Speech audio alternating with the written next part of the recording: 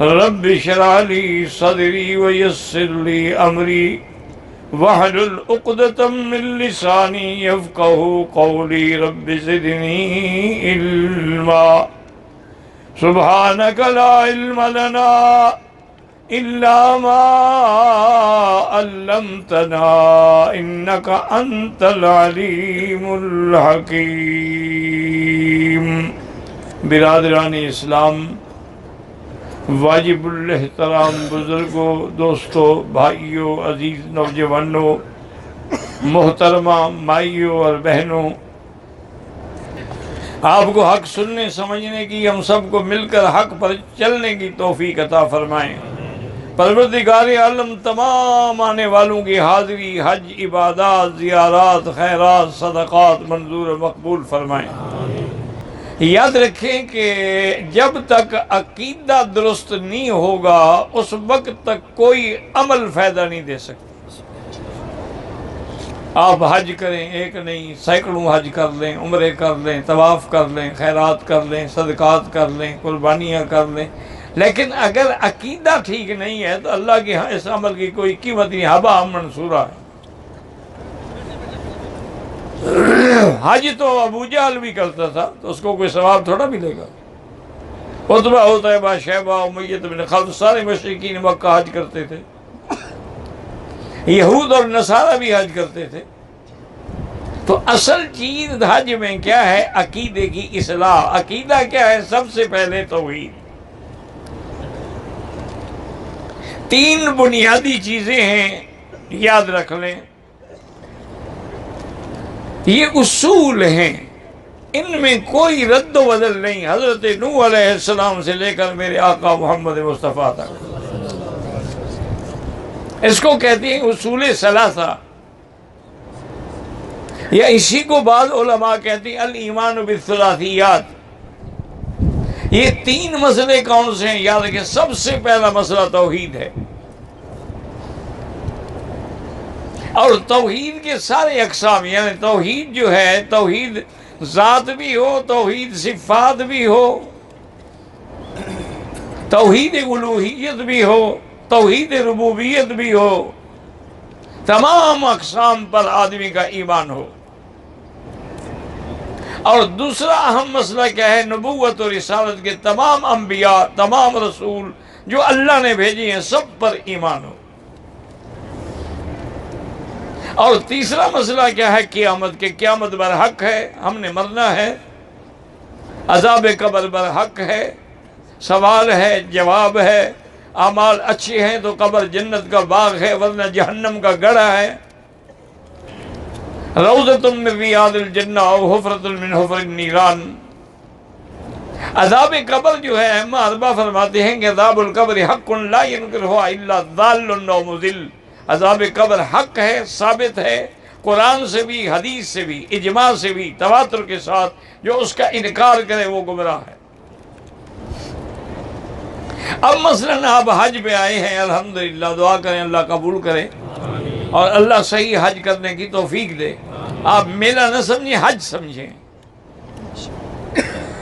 اب دیکھیں، یہ آج سے الحمدللہ یکم ذی الحج ہو گئی، یہ 10 ذی الحج کے جو دن ہیں یہ بڑے عظمت والے، شان والے، افضلیت والے دن ہیں، اور یہی وہ دن ہیں، یاد رکھیں، کہ موسیٰ علیہ السلام جب طور سینا پہ گئے تھے اللہ کے حکم کے مطابق، اور اللہ نے حکم دیا تھا کہ روزے رکھیں، تو آپ نے 30 روزے جو رکھے تھے وہ ذی القعدہ کے تھے۔ اس کے بعد آپ نے مسواک فرما لیا، تو اللہ نے حکم دیا موسیٰ علیہ السلام کو کہ موسیٰ علیہ السلام، روزے دار کا جو ہوا ہے، ریح ہے جو معدے سے آتی ہے، وہ تو اللہ کے ہاں مسک سے بھی اچھی ہے، تم نے اس کو کیوں ضائع کر دیا مجھ سے کلام کرنے سے پہلے؟ اب 10 روزے اور رکھو۔ تو انہوں نے وہ 10 روزے اسی ذی الحج کے رکھے تھے، یعنی یہ ذی الحجہ کے 10 دن جو ہے آج سے نہیں، ابتدا سے شان والے ہیں، عظمت والے ہیں۔ اور دوسری بات جو علماء نے لکھی ہے، اگر اللہ کرے کہ آپ کو سمجھ آئے اور کوشش بھی کریں سمجھنے کی، کہ ہر چیز میں ایک خاص عمل ہے. مثلا رمضان ہے صرف روزہ ہی رکھنا ہے. صاحب نصاب ہے سال کے بعد قربانی کرنی ایک دن بس 10 11 12. اگر صاحب نصاب ہے ایک دفعہ سال میں زکوٰۃ دینی ہے تو ایک ایک عمل ہوگا. نماز پڑھ رہا ہے ضروری تو نہیں کہ روزہ بھی ہو. روزے کی حالت میں ضروری تو نہیں کہ نماز بھی پڑھ رہا ہو. لیکن یہ 10 ذی الحجہ کے ایسے دن ہیں جو ساری عبادات کا مجموعہ ہے کہ ان میں نماز بھی ہے، ان میں قربانی بھی ہے، ان میں روزہ بھی ہے، ان میں تسبیح و تحلیل و تحمید بھی ہے، ان کے اندر سفر بھی ہے، قیام بھی ہے، وقوف بھی ہے. تو اس لیے یہ مجموعہ اعمال کے دن ہیں. اتنے اہم دن ہیں جن کی اللہ نے قسم کھائی ہے کہ والفجر ولیال عشر. تو ان دنوں کے اندر مہربانی کر کے یہ آپس میں بیٹھنا اور باتیں کرنا اور قصے کہانی یہ سب چھوڑ دیں. کھانے پینے ہوٹلنگ شوٹلنگ یہ ساری زندگی کرتے آئے ہیں آپ. اب سارا وقت جو ہے آپ اللہ کے ذکر میں گزاریں. کم سے کم 10 دن کے اندر قرآن کا ایک ختم کر لیں. اور کوئی مشکل نہیں کہ 3 پارے روز کے پڑھیں 10 دن میں قرآن ختم ہو جائے گا. روزانہ درود شریف پڑھیں، استغفار کریں اور پھر اس پہ غور کریں. میں نے کہا نا کہ توحید تو حج کیا ہے؟ یہ توحید ہی تو ہے.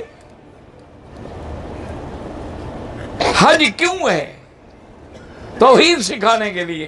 آپ جب غسل کر کے 2 رکعت پڑھ کے احرام باندھتے عمرے کا ہو یا حج کا تو کیا پڑھتے ہیں؟ پڑھ لیں، کوئی ڈر نہیں یار، کوئی ایسی بات. دیکھیں آپ غور کریں لفظ پہ غور. لبیک اللہم لبیک، میں حاضر ہوں. اللہم کا کیا معنی؟ یا اللہ میں حاضر ہوں. لیکن اللہ نے فرمایا یہ حاضری تو قبول نہیں جب تک اگلی بات نہ کرو. اب وہ کہے گا لبیک لا شریک لک لبیک، تیرا کوئی شریک، اللہ کا کوئی شریک ذات میں یا صفات میں نہیں ہے. جب تک لا شریک لک نہ کہو تو لبیک بھی قبول نہیں. آگے اللہ فرماتی ہیں کہ آگے بھی اقرار کرو. اللہم لبیک لا شریک لک لبیک ان الحمد والنعمت لک والملک. حمد بھی تیرے لیے، سب نعمتیں بھی تجھی سے ہیں. ان الحمد والنعمت لک والملک، اور ملک کس کے لیے ہے؟ اللہ نے فرمایا اس پہ بھی بس نہ کرو، کہیں ایسا نہ کہہ دو کہ اللہ کا بھی ملک ہے اور پیروں کا بھی کچھ حصہ ہے. فرمایا والملک لا شریک لک. تو ابتدا کس سے ہو رہی ہے؟ توحید سے ہو رہی ہے کہ نہیں ہو رہی؟ اچھا حج کی انتہا جو ہے جب قربانی کرنے کے لیے جائیں گے تو کیا پڑھیں گے؟ قل ان صلاتی ونسکی ومحیای ومماتی للہ رب العالمین لا شریک لہ. کیا کہیں گے؟ اقرار کہ یا اللہ میری عبادات، میری نمازیں، میری زندگی، میری موت، میری کوئی سب تیرے لیے ہے. اللہ فرماتے ہیں تیرے لیے بھی ہے اور کسی اور کے لیے بھی ہے. فرمایا پھر میں تو قبول بھی نہیں کروں گا. اس لیے آگے اقرار کرو کہ لا شریک لک. تو حج کی ابتدا میں بھی توحید اور انتہا میں بھی توحید ہے. اچھا طواف کریں گے تو کیا کہیں گے؟ بسم اللہ اللہ اکبر وللہ الحمد. اچھا اگر طواف کے 2 رکعت پڑھو گے تو کیا کہو گے؟ قل یا ایھا الکافرون لا اعبد ما تعبدون، برات کا اقرار کرو گے۔ اب غور کریں کہ جو آیت میں نے پڑھی ہے کہ اللہ نے حکم دیا یا ایھا الناس، سب کے لیے حکم ہے، یہ عرب کے لیے نہیں، عجم کے لیے نہیں، مکے مدینے والوں کے لیے نہیں، ساری مخلوق کو اللہ نے حکم دیا ہے کہ یا ایھا الناس، کیا کرو؟ اعبدوا ربکم، اعبدوا امر ہے، یہ امر بھی دوام کے لیے ہے کہ ساری زندگی صرف اسی کی عبادت کرو جو تیرا رب ہے۔ حضرت ابن عباس اس کا ترجمہ فرماتے ہیں وحدوا ربکم، اللہ کی توحید کا اقرار کرو۔ اچھا، صرف اللہ نے فرمایا یہ نہیں، دلیل کیا ہے؟ کس کی عبادت کرو؟ ربکم، جو تمہارا رب کون ہے؟ رب العالمین کون ہے؟ پالنے والا کون ہے؟ دینے والا کون ہے؟ فرمایا ربکم، آگے دلیل دی الذی خلقکم، جس نے تم کو پیدا کیا ہے۔ پیدا کس نے کیا؟ ہاں جی، نہیں، پیدا کرنے میں بھی کسی کا ہاتھ ہوتا ہے؟ الذی خلقکم، تمہیں بھی اور تم سے جو پہلے ہیں ان کو بھی کس نے پیدا کیا؟ اللہ نے پیدا کیا۔ اور دوسری دلیل دی الذی جعل لکم الارض فراشا، جس نے تمہارے لیے زمین بچھونا بنا دی۔ اگر لوہے کی ہوتی، تانبے کی ہوتی، سونے کی ہوتی، پیتل کی ہوتی، گرم ہو جاتی، کوئی کاشت بھی نہ ہوتی، تم چل بھی نہ سکتے۔ یہ اس کا کتنا کرم ہے کہ تیرے لیے، اور اگر نرم ہوتی تو تم دھنس جاتے۔ فرمایا نہ جعل لکم الارض فراشا وَأَنزَلَ مِنَ السَّمَاءِ مَاءً، اور آسمانوں سے پانی کس نے اتارا؟ پہلی دلیل کیا ہے؟ کس نے پیدا کیا؟ کس نے زمین کو بچھونا بنایا؟ اور کس نے آسمانوں سے پانی اتارا؟ اور یہ مسئلہ بھی سمجھ لو، کبھی آسمانوں سے براہ راست اللہ پانی اتارتے ہیں، اور کبھی اللہ تعالیٰ بادلوں کے ذریعے بارش برساتے ہیں۔ اس لیے قرآن میں دونوں موجود ہیں۔ أَأَنْتُمْ مَنزَلْتُمُوهُ مِنَ الْمُزْنِ أَمْ نَحْنُ الْمُنزِلُونَ، یہ جاہل تو کہتے ہیں جی مونسون کی ہوائیں جو ہیں وہ قطرات، بھی ہوائیں کس نے پیدا کی؟ سمندر کس نے پیدا کیے؟ ان کے بخارات کس نے پیدا کیے ہیں؟ اور پھر پہاڑوں کی طرح کی شکل میں بادل کون جماتا ہے؟ وہ کس کی طاقت ہے کہ منو اور ٹنوں کے حساب سے پانی لے کے بادل کھڑے ہیں، نیچے نہیں گرتے، حرکت نہیں کرتے جب تک کہ اللہ حکم نہ دے۔ اسی لیے فرمایا کہ حَتَّى إِذَا أَقَلَّتْ سَحَابًا ثِقَالًا سُقْنَاهُ إِلَى بَلَدٍ مَيِّتٍ، پھر ہم ان بادلوں کو حکم دیتے ہیں کہ فلاں جگہ پہ جا کے برسو۔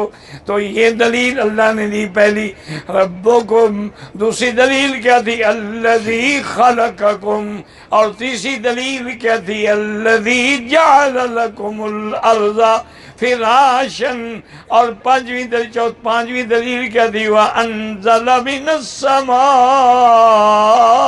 ماء۔ آگے اور دلیل دی فَأَخْرَجَ بِهِ مِنَ الثَّمَرَاتِ رِزْقًا لَكُمْ، میرے بندے پھر زمین سے تیرے لیے اللہ نے تیرا رزق نکالا، پھل نکالے، کھیتیاں پیدا ہوئی ہیں۔ ان کھیتیوں کو جمانے والا، پیدا کرنے والا ایک ہی کتا ہے، ایک ہی زمین ہے، لیکن 4 قسم کے درخت ہیں، 4 پھل ہیں، رنگ بھی الگ ہے، شکل بھی الگ ہے، ذائقہ بھی الگ ہے۔ یہ پیدا کرنے والا کون ہے؟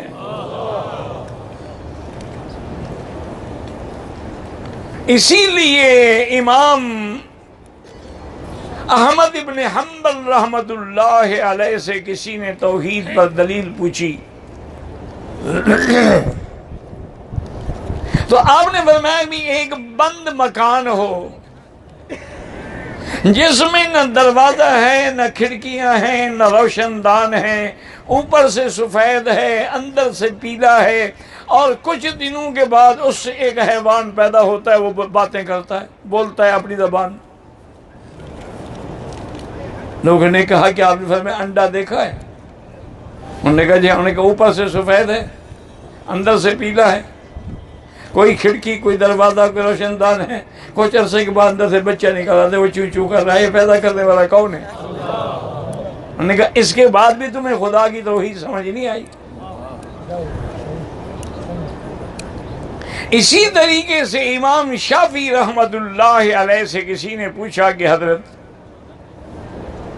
توحید پر کوئی دلیل بیان فرمایا شاہتوت کا پتہ دیکھا ہے؟ انہوں نے کہا ہاں جی دیکھا ہے۔ انہوں نے فرمایا اگر اس کو بکری کھائے تو مینگنیاں دیتی ہے، اگر گائے کھائے تو گوبر دیتی ہے، اور اگر شہد کی مکھی اس کو کھائے تو شہد بن جاتا ہے، تو اس ایک پتے کے اندر یہ ساری چیزیں کس نے پیدا کی ہیں؟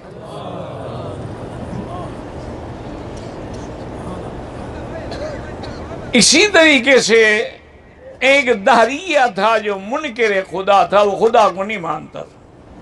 یاد رکھیں دنیا میں کئی لوگ ہیں، بعض ایسے ہیں جو دو خدا مانتے ہیں،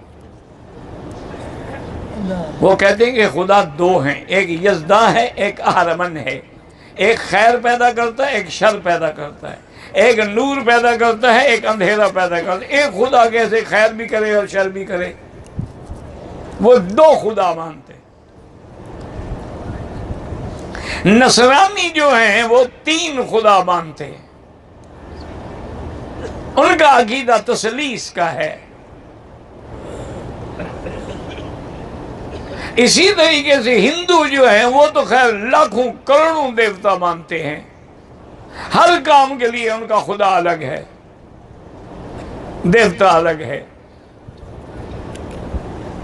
یہ لکشمی دیوی ہے جی دولت دیتی ہے، اور یہ دیوتا بارش برساتا ہے، اور یہ دیوتا قہر برساتا ہے۔ ان کے لاکھوں خدا ہیں، لیکن اللہ پر ایمان لانے والوں کا خدا، سچی بات کریں، اگر ایک ہو تو تم مختلف جگہوں پہ سجدے کیوں کرو؟ اگر خدا ایک ہے تو تم قبروں پہ جا کے نمراتے کیوں بیٹھو؟ اگر خدا ایک ہے تو تم بچے شہباز قلندر سے کیسے مانگتے ہو؟ اگر خدا ایک ہے تو تم دلدل کے نام کی منتیں مانتے ہو؟ اگر خدا ایک ہے تو ہر قبر پہ تم جھنڈیاں اور جھنڈے لگاتے ہو، یہ کیا ہے؟ تو امام صاحب کو اس نے چیلنج کیا کہ میں خدا کو نہیں مانتا، مناظرہ کرنا ہے تو میرے ساتھ مناظرہ کریں۔ وہ منکر خدا تھا، دہریہ جسے کہتے ہیں، سوشلسٹ جیسے ہیں، یہ جتنے رشین بلاکس کے لوگ ہیں اکثر سوشلسٹ ہوتے ہیں، وہ خدا کو نہیں مانتے۔ وہ کہتے ہیں ہم جو کچھ کرتے ہیں ہم کرتے ہیں، خدا کا اس سے کیا تعلق ہے؟ اب جناب یہ ہے کہ وقت مقررہ پر وہ دہریہ بھی پہنچ گیا، امام صاحب نے آنے میں دیر کر دی عمدن۔ کافی دیر کے بعد امام صاحب تشریف لیا، اور وہ جناب نعرے لگا رہا ہے اور شیخیاں لگا رہا ہے، دیکھو مسلمانوں کا مناظرے کرنے والا جو بڑا امام بڑھایا ہوا ہے، انہوں نے وہ تو میرے ڈر کے مارے بھاگ گیا، آتا ہی نہیں۔ تھوڑی دیر کے بعد حضرت امام صاحب تشریف لے آئے، اس نے کہا کیا بات ہے، کیوں آپ نے دیر کر دی؟ اس نے کہا بھائی میری بات تو سنو،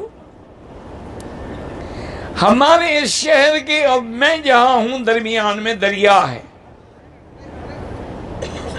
اس میں کشتیاں چلتی ہیں، میں آگے کھڑا رہا، کشتیاں ساری نکل گئیں، اب جب تک مجھے کشتی نہ ملے میں دریا کیسے عبور کروں؟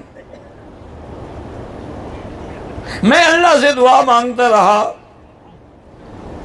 بہرحال کچھ دیر گزری کہ میں نے دیکھا کہ درخت جو ہیں وہ خود کٹ رہے ہیں، ان کے تختے تیار ہو رہے ہیں، تختے خود بخود جڑ رہے ہیں اور کشتی کی شکل بن گئی ہے اور کشتی تیرتی تیرتی میرے سامنے کنارے پہ آ گئی ہے، میں اس میں بیٹھا تو آ گیا۔ اور نے کہا کمال ہے، یہ میرے منازع کے لیے آئی ہے تو نعوذ باللہ، اس کا تو عقل ہی کوئی نہیں۔ ایسے ہو سکتا ہے کہ درخت خود بخود کٹ جائیں اور تختے خود بخود بن جائیں، پھر کشتی بھی خود بخود تیار ہو جائے، اس میں میخیں بھی لگ جائیں اور وہ تیرنے والی بھی بن جائے، ممکن ہے؟ آپ نے فرمایا اچھا اگر یہ ممکن نہیں ہے تو یہ ساری کائنات کا نظام بغیر خدا کے چل رہا ہے۔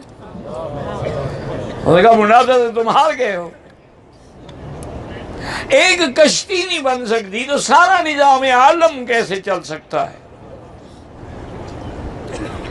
اس نے کہا ہاں یہ بات تو خیر ٹھیک ہے، لیکن مجھے بتاؤ کہ خدا ہے کہاں؟ اب مسلمان تو کہہ سکتے ہیں کہ الرحمن والعرش استویٰ، اللہ عرش پہ ہے، جیسے اس کی شان کو دیبا ہے، کما یلی کو بشان ہی۔ لیکن کافر کو تو یہ بات سمجھانی مشکل تھی نا۔ آپ نے فرمایا جب دودھ منگواؤ، دودھ کا ایک مٹکا منگایا گیا، آپ نے اس سے پوچھا اس میں مکھن ہے؟ اس کو اگر بلوایا جائے مکھن نکلے گا؟ اس نے کہا ہاں جی ہے۔ اس نے کہا کہاں ہے؟ مجھے دکھاؤ مکھن کہاں ہے؟ اس نے کہا جی مکھن تو ہے لیکن میں دکھاؤ، آپ نے یہ تو مجازی چیز ہے، میرے تو خدا حقیقی ہے، اس کو تم کیسے دیکھ سکتے ہو؟ جیسے اس میں مکھن ہے میرا خدا بھی ہے۔ انہوں نے کہا اچھا اب ایک سوال اور بتائیں کہ خدا، آپ کا خدا جو ہے اس کا رخ اس وقت کدھر ہے؟ مشرق میں، مغرب میں، شمال میں، جنوب میں، خدا کا رخ کدھر ہے؟ اور میں بھی ایک شمع منگاؤ، شمع منگائی گئی، انہوں نے شمع کو جلاؤ، جب شمع جلی تو آپ نے پوچھا کہ اس کی روشنی کس طرف ہے؟ دیکھا یہ تو ہر طرف ہے۔ تو انہوں نے کہا اگر اس مجازی شمع کی روشنی ہر طرف ہے تو میرا خدا کی چہرہ بھی ہر جگہ ہے، اینما تولوا فثم وجہ اللہ، وہ معیت علمی کے ساتھ ہر جگہ ہے۔ اب اس نے کہا کہ ٹھیک ہے آج مجھے سمجھ آ گیا اور آپ نے مجھے خدا کے وجود کا قائل کر دیا ہے، لیکن کچھ عرصہ مجھے، آپ نے کہا تم سوچو اگر تیرے مقدر میں ہدایت ہے تو ملے گی، نہیں ہدایت دینے والا تو اللہ ہے۔ تو اس لیے ہمیشہ یاد رکھیں کہ اللہ کی تو ذات ایسی ہے کہ اس کا اقرار تو کافر بھی کرتے ہیں، اور کافر بھی خالق مانتے ہیں، مالک مانتے ہیں، رازق مانتے ہیں، لیکن اصل چیز جو ہے وہ توحید الوہیت ہے۔ اصل چیز جو ہے وہ یہی ہے کہ آدمی کو اس کا معنی آئے کہ لا الہ، پڑھ لو ایک دفعہ، لا الہ الا اللہ محمد الرسول اللہ۔ لا نفی ہے، کوئی معبود برحق نہیں مگر، کوئی عبادت کے لائق نہیں مگر، فلا تجعلوا للہ اندادا، انداد ند سے ہے، اس کا معنی شریک بھی ہے، اس کا معنی مثیل بھی ہے، اس کا معنی مقابل بھی ہے، یعنی اللہ کا شریک نہ بناؤ، مثیل نہ بناؤ، مقابل نہ بناؤ، اس کا کوئی شریک نہیں ہے۔ لا شریک لہ ولا وزیر لہ ولا مثل لہ ولا مثال لہ ولا مثیل لہ، لیس کمثلہ شیء وہو السمیع البصیر۔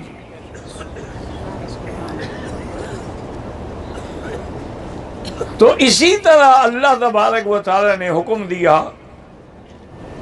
ایک صحیح حدیث میں ہے، حضرت معاذ رضی اللہ تعالیٰ عنہ فرماتے ہیں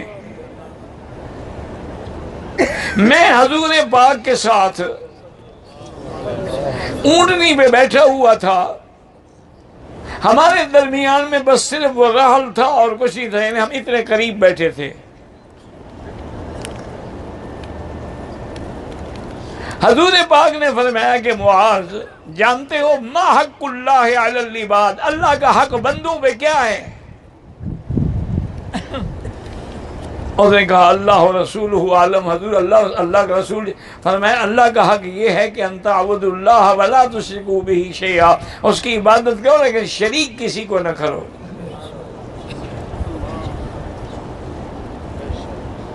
کیا مانے عبادت کس کی کرو؟ اچھا اگر تم کعبے کا طواف بھی کرو اور قبر کا بھی کرو تو شریک تو تم نے بنا لیا۔ اگر تم حج کی قربانی بھی ذبح کرو اور پیر کے نام پہ اٹا گھٹا بھی چڑھاؤ تو شریک تو تم نے بنا لیا۔ اگر تم خدا کو بھی سجدہ کرو اور قبروں پہ بھی سجدہ کرو تو شریک تو ہاں یہ کہنا کہ جی نہیں وہ تعظیمی سجدہ ہے، تو جو اللہ کا ہم کرتے ہیں اللہ کی تعظیم نہیں ہوتی ہمارے دل میں؟ عبادت ہو ہی نہیں سکتی جب تک دل میں تعظیم نہ ہو۔ آپ نے کبھی سپیکر کو سجدہ کیا ہے؟ کیوں؟ تعظیم جو نہیں ہے اس کی دل میں۔ سجدہ تو ہوتا اسی جگہ ہے جہاں دل میں عظمت ہو۔ تو حضور نے فرمایا کہ معاذ، اللہ کا حق یہ ہے کہ اس کی عبادت کرو اور اس کی عبادت میں کسی کو شریک نہ کرو۔ اور فرمایا اچھا تمہیں یہ پتا ہے کہ ما حق العباد علی اللہ، بندوں کا حق اللہ پہ کیا ہے؟ اور یا رسول اللہ اللہ جانتے ہیں، اللہ کے رسول جانتے ہیں۔ اور فرمایا بندوں کا حق یہ ہے کہ اگر وہ شرک نہ کریں اور توحید میں موت آئے تو وہ ان کو جنت عطا فرمائے۔ یہ ان کا حق ہے۔ من قال لا الہ الا اللہ دخل الجنہ، من مات لا یشرک باللہ شیئا دخل الجنہ۔ جس کی موت ایمان پہ آئے اور اللہ کے ساتھ کسی کو ذات میں صفات میں شریک نہ کرے۔ اور اسی طرح دیکھیں نا کہ اللہ کے کتنے نام ہیں۔ اللہ نے خود فرمایا میرے نام ہیں اور مجھے انہی ناموں سے پکارو۔ اور صحیح حدیثوں میں تو 99 نام ہیں، ان للہ 99 اسما، لیکن بعض علماء نے 1000 بھی لکھا ہے، 3000 بھی لکھا ہے، لیکن صحیح حدیثوں میں 99 نام ہیں۔ یہ سب صفاتی نام ہیں۔ اسم ذات اللہ ہے، باقی الرحمن، الرحیم، الملک، القدوس، السلام، المؤمن، المہیمن، العزیز، سب تو جب نام ہیں، صفتیں ہیں، تو لازم ہے کہ اس کا موصوف بھی تو کوئی ہوگا۔ صفت ہو اور موصوف نہ ہو یہ تو ہو نہیں سکتا۔ تو اس کا معنی یہ ہے کہ اللہ کی ذات موجود ہے۔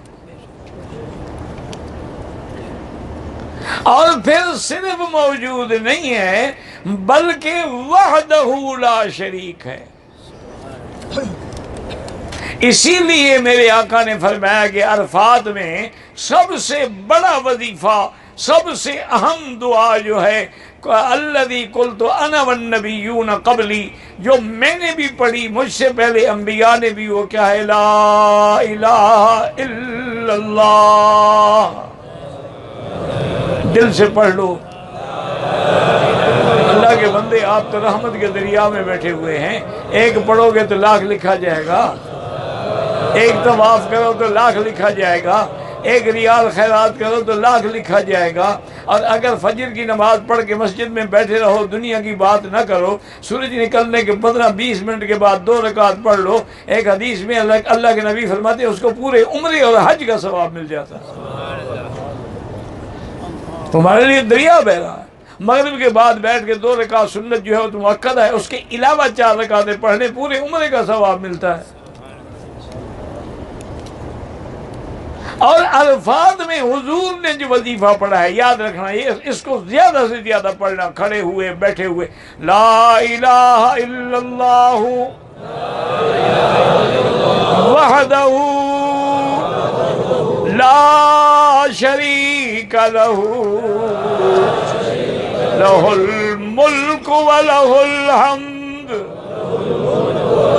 وہو علی کل شیء قدیر۔ صدق اللہ العلی العظیم وصدق رسولہ النبی الکریم، ونحن على ذلك لمن الشاهدين ومن الشاكرين والحمد لله رب العالمين۔ اللہ آپ کو بھی اور مجھے بھی صحیح حج کی توفیق عطا فرمائے۔